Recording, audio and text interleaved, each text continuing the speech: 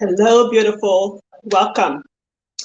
So if you're here live, let me know you're here live. Participate, share some energy. And if you're here for the replay, hit replay, type in replay and participate and leave your comments and your questions, and I'll come back to them. Okay? So let's see. What is self-care? Today, I just want to really dive into seven simple, really simple self-care practices for spiritual women coaches who are selling high-ticket coaching offers. Okay? I want to dive into the different elements that support us, you, me, spiritual women coaches, Christian women coaches, all coaches, to actually create the impact that we claim we're here to make in the world. Not just through our coaching, the money we make, but through our own self-care. Here's the thing. Self-care is the single most important bridge to holistic wealth and your well-being. Okay? So self-care is the bridge to holistic wealth or any kind of wealth in your life and for your well-being. And number two, your well-being is what creates impact in the world. It's not your coaching, it's not your money, it's your well-being. Because if you're not well, you can't do all of those things. So your well-being is what actually creates the impact that you claim you're here to make in the world. Okay? And now your self-care practice, whatever it is what's going to support you to remember who you are and whose you are. You see, coaching is a business, and just like any other business, it comes with its highs, its lows, its ups and downs. There's good days, bad days, and some wretched days. So on those days when you forget to remember who you are, your self-care practice will support you to remember your identity and your assignment in the world. Your self-care practice is also the single most important bridge that you as a spiritual woman coach use to share your kindness, your love, your peace, your harmony, your compassion, and everything you have, all your gifts with the world. Your self-care is what supports you to do that. The fifth thing here, and this is super important in our coaching businesses, our self-care practice or practices are what support us to be clear in our business, to get clarity, to be more focused on our top 3 priorities every day in our business, to be confident and get the confidence we need to create the courage to do the thing and be overall well. All right? So let's dive right in. If this is your first time here, welcome. My name is Dabo. I'm a high-ticket business coach, and I support spiritual women coaches to co-create powerful, profitable, and very simple high-ticket coaching boutiques, offers, and businesses so they can serve at a really transformational level and deeper their highest value, exponential value for their clients, and for themselves, create multiple 6-figure months or their first or second or third $1 million within 18 months. All right? So when I work with clients in my business, this is the big self-care plays a really big role. Okay, I have 4 pillars in my business for the divine intuitive millionaire experience. It's self-care bucket, strategies and systems bucket, faith bucket, and mindset bucket. And today we're going to focus on self-care practices. So I have 7 self-care practices that I want to share with you, and a bonus practice too that can support you, whether you're a life coach, business coach, health coach, whatever coach you are. Because one of the things I found with coaching over the past couple of years is that if you don't fill your holistic wealth bucket, then it doesn't matter how much money you have in your bank account, you cannot create the life, the joy, the relationship, the business that you want. There's not enough red lipstick or red bottom shoes to diminish the crappy feeling you have when you're not well, when there's no well-being in your life, okay? So these 7 practices are going to be set into 3 different buckets. You have physical, spiritual practices, and then you have the mental and emotional self-care practices, and then you have the spiritual, which I call soul self-care practices. So let's start with the physical. And this is going to be experiential. So as I talk about this, look at your own life and your own self-care practices and see how you're either doing this or better, you're doing this or better, or how you can incorporate that into your current practice, whatever it is for you. So with physical, the first thing is movement. And everyone has their own unique idea of what movement is. And it doesn't matter if you're moving for 2 hours a day or 25 minutes a day or even 15 minutes a day. But as coaches, majority of us, including myself, sit at our desk all day working. And when we're not coaching, we are doing other parts of work in our business. And that takes sitting down for sales calls, whatever. That takes a lot of toll on your body. So we need to move so that we don't, basically so we don't get sick, because the body suffers when you don't move. So what does that look like? I mean, for me, it's part of my morning routine includes working out anyway, but every 90 minutes, I take a hula hoop break. So I use the hula hoop, I dance to hula hoop, do a stretch, just some kind of movement that I enjoy, because I'm not going to go running. I don't enjoy that, so I'm never going to do that. So figure out what movement lights you up, what movement turns you on and makes you want to get out of your chair and do something. So incorporate that into your life and your day for at least 15, 20, or 30 minutes, or even an hour a day. So just movement alone can change your entire focus and clarity and prevent that midday or 3 p.m. sugar crash that comes happening for a lot of women coaches. Okay, so the first thing is movement. The second one is, and this is one of the most important ones, especially for women over 30, and that is sleep. So sometimes I work with spiritual men coaches who are making a lot of money in their business, or they're doing all the things, checking all the boxes, but they're not sleeping. So during the day in their business, they're like a walking zombie, and they have to caffeinate themselves every 15 minutes or 90 minutes, run to Starbucks for some coffee, have to take enough sugar. And then they have that 3 p.m. crash where it's kind of like they can't have meetings after 3, they can't have sales calls after 3, because now they want to sleep. And they're not sleeping well because, maybe they're having night sweats, maybe they have hormonal issues, or maybe they're eating too much spicy food before bed. It doesn't really matter what it is, but you need to figure out how much sleep is going to work for you, preferably 7 hours or more. But how much sleep do you need so that you can create the body, the life, the movement that you want in your business and in your own health? See, the thing is, a lot of times we take more care of our cars, our shoes, and our designer clothes than we do our bodies. But when we don't sleep, it leads to unhealthy eating, unhealthy weight gain, lack of focus, lack of clarity. We lose profit margin goes down because we're not alert enough to focus and get clarity, which gives us the confidence and the courage to go do the thing in our business. So how is your sleep in your business? How can you make it better? What support do you need around that to fill up that sleep bucket? The next thing is eating and drinking. And I know this is the part where we go start self-care because we just eat whatever's in front of us.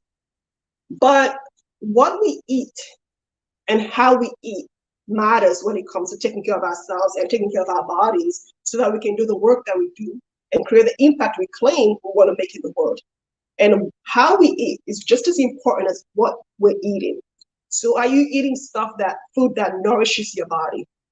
Are you eating your fruits, your veggies, if you're vegetarian, then maybe no animals. But for me, technically, it's food. It's fruits, all the plants that God made, all the fruits that God made, all the veggies that God made, and all the animals that eat all the fruits and veggies and plants that God made, and water, okay? How much water are you drinking? Like, what are you putting in your body? Is your body caffeinated to the max? Or are you drinking your 8 to 10 or 12 cups of water every day? Do you have a water bottle on your desk that you can just reach out and touch that makes it easier for you to do that part of your self-care? What are you eating? When are you eating? How long before bedtime are you eating? Are you respecting your body with what you put inside your body? Or are you numbing out on junk food and alcohol because you're stressed out? So it's movement under the physical bucket, sleep, and eating and drinking. Those 3 things are really important for nurturing the physical body care and for taking care of our bodies at a level that we need to, because it houses our soul. The body houses your soul. So we need to respect it and listen to it. And what I've seen with spiritual women coaches and most women, okay, even when I was an attorney, I saw this, is that we don't take care of our bodies or listen to our bodies until the doctor tells us we're going to die or that this is wrong with our bodies. And then we go, oh, I got to take care of my body. We don't do that with our cars. You always make sure your car has gas, that is taken care of, it's clean. But what about your body? Your car could not be more important than your body. This is the one body you have. You cannot hate it. So if you say things to your body like, I hate my body, I can't do this, your body is going to rebel against you. It's going to attack you until you listen to it. So people say, well, I've been sick for the last 6 weeks with the flu. No, that's your body telling you you've ignored it and it needs you to pay attention to it. So are you paying attention to your body? Are you loving your body so that you're able to have health, which gives you wealth? There is no wealth. There is no money without health. Your body is important. All right, I'll get off my soapbox, I promise. So you have those 3 parts of movement, sleep, and eating, okay? Now let's go to the mental and emotional self-care, because this is the part that we love to ghost. It's where we don't protect our energy and then we become a sponge for other people's energy. So when we're working with people or we go out into the world, we take on other people's emotions and feelings and energy, and then we drain ourselves. And the whole point here is that as spiritual women coaches, as amazing women walking in our divinity, we're not supposed to be sponges for other people's drama and other people's insecurities. As we're supposed to be the mirror that reflects the God in them to them. That's who we are in the world for them. So what is your mental and emotional self-care so that you're protecting your energy as an empath, as a sensitive person, whatever it is you call yourself? How are you protecting your energy? Are you feeling the feelings when they come through? Or are you numbing those feelings with social media or unhealthy food or alcohol? Or are you fighting imaginary battles in imaginary kingdoms on your couch all day just to numb out those feelings and emotions that are coming through that you don't want to feel? So we have a lot of those in our business. Sometimes we have anger, we have fear, we have love, we have sadness, we have guilt. And we tend to eat those emotions with sugar, junk food, Facebook, Instagram, alcohol. How are you washing your emotions when you come home from your coaching or meeting people or a party or dealing with negative energy? So how do, clients always say, well, Mimi, that's great and all, but how do I feel the feels? Because I feel like I'm going to die when I'm sitting in that pain or that guilt or that emotion. Whatever it is for you, whether it's sadness or whatever, I invite you to consider 2 questions to move through and feel the emotions for self-care purposes so that you're able to move through and be productive in your business. The first one is, what do I need right now? Is to really stop and pause and ask yourself, as you feel those emotions for your self-care, what do I need right now? And the second question is, when I allow myself to feel these feelings, what will bring the greatest good for all? When I allow myself to feel these feelings, what will bring the greatest good for all? And those are the 2 questions, the two of several of the questions that I use and my clients use to really move through those emotions so that we can go out into the world and be the bridge that brings the kindness, the love, the compassion, the connection, the harmony, the peace, and the impact in the world. We cannot create that impact we claim we want to make in the world if we're not washing our emotions and we're holding it in and using social media or junk food or alcohol or whatever it is to dull the emotions that we can go and work, numb ourselves enough to get through the day. That doesn't work, and that's not holistic wealth. That's not living life to the fullest or living our best lives. That's not even being in service of us or our clients or the assignment that God has given us here to do in the world. Okay?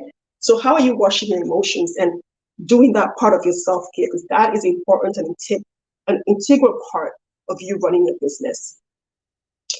Now, after the mental and emotional bucket, we get to what I call the soul bucket, the spiritual bucket of self-care.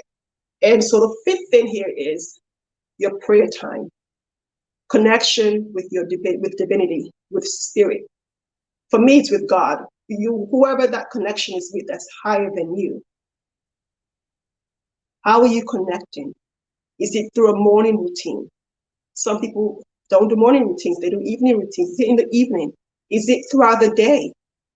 Like, how are you connecting in prayer with God? How are you showing your gratitude? How are you asking for what you want, expressing your desires, and knowing that it's okay to ask and to ask big, because he's a miracle working God and he's not broken, he's not out of time. So how are you, what's your prayer routine like? What's your prayer time like? Do you have one? That is the part of us that helps us to remember who we are in our for our business, so that we can go out and do our assignment in the world. So the next part of the spiritual bucket of a soul care is meditation. What is your meditation routine? Are you meditating? It doesn't matter if you sit there chanting for 2 hours, or you just quietly just being at peace with who you are and being quiet enough so you can be still and hear the voice of God, so you can be still and just clear your thoughts. Because that clarity is what brings harmony and peace in your life and your business and your relationships, that clarity from meditation. And you don't have to say, like I said, you can meditate on a scripture verse. You could meditate on one word. Maybe it's love, love, love, and you just love for 10 minutes, 5 minutes, whatever time it is. How can you incorporate that into your morning routine if you don't have one already, and or your evening routine, or throughout the day? Can you take a 15-minute break after working for 4 hours, or a 5-minute break every 90 minutes, and just breathe in and out and meditate and clean out that spirit part of you, so that you have more space to bring in more of what you desire in your life. After the meditation, it's grounding. And what do I mean by grounding? Grounding could be getting up in the morning and going outside, experience the sunshine, and just stand out there and just put your face up to the sun and just get that sun on your body. Maybe it's nature, walking in the woods, or sitting next to a tree and just leaning your back by the tree, as long as it's not, the back is not bigger than your back. And just leaning across, anchoring in that nature, walking quietly with your dog or just by yourself without your phone. Just being with nature, taking a walk, pushing your feet down into the dirt so that you feel one with nature, so that you know the ground has you. You're not going to fall. You're okay. You know, I don't have nature per se outside. I live in the concrete jungle, but I love going to the beach. So when my daughter and I go to the beach, we'll bring seashells and sand back. And every morning while I'm doing after my morning routine, I put my foot in the sand and just feel the earth underneath me, like really ground my feet into it. And when I'm on a sales call, every sales call I have, my feet are in a big bowl of sand and my toes are dancing in the sands. And that's how I feel grounded in myself and in my spirit throughout the day. When I'm coaching, I'm sitting out with my feet in the sand, in a huge bowl of sand, and the seashells all around me. So how can you ground yourself in the morning? Is it with a cup of smoothie, your smoothie cup, and the sunshine? Is it just walking out in nature? Is it, drinking a cup of tea and just watching the sunrise? Is it going and sitting next to a tree or hugging a tree? I don't care what it is, but ground yourself in nature so that you can know that God has your back, that you're fully supported. You're fully supported when you're grounded. There's nothing to be afraid of. There's nowhere to go. You're here. And this moment is all that really counts. So those are the 7 practices that I support women to co-create, in addition to whatever it is they do, which is movement, sleep, eating and drinking, the physical, mental and emotional connection, that energy, those emotions, feeling the feels, feeling all of them, sitting through them, so that your mindset knows she's not going to die if she has to go through this again, because she's already experienced it and lived through it. So wash your emotions, feel those feelings. And the third bucket is your spiritual soul connection, which is the prayer, the meditation, the grounding. Okay? And then there's a bonus. The bonus is for coaches who travel a lot for work, or doing speaking engagements, or, before COVID, always go to speaking engagements, live engagements, or just for when you're going home to your mom, your parents' house for Thanksgiving, or your in-laws' house for Thanksgiving. You might need this one. Just anytime you live in your home and your space, is to have a SelfKit kit, okay? And you get to put in your kit what you want. When I traveled for work, sometimes I would be gone for 3 months, for 6 months. I always had my Bible in my kit, my small travel Bible, Then I had a candle. It's always a candle because I love candles. They ground me. When I take a shower at night, my shower before nighttime, it's usually in the dark with a candle so that I feel really just decompressed, come out of the whole day and go to bed and sleep smelling this. So what is it that you want in your kit? You know, is it oils? I have essential oils because I massage my hands and my feet every night before I go to bed and my neck. So is it essential oils, your favorite essential oils, your favorite candle, your Bible or your spiritual book, whatever that is? And I have really soft socks because I love my feet being either in the sand or wearing socks. So I bring this. That's my bonus self-care kit that I carry around wherever I go so that if I'm not home, I can ground myself into that feeling of I'm okay, I'm taken care of, and this is who I am, okay? So let me know what you resonate with, how this lands for you, what you're going to incorporate into your own spiritual care practice, what you already do in your self-care practices. I call it spiritual practice. It's self-care. For me, it's what reminds me of who I am, so I call it my spiritual self-care practice. So let me know how you resonate, what you resonate with, how it lands for you, and come back for more. Hit subscribe and come back for more. It's been good having you.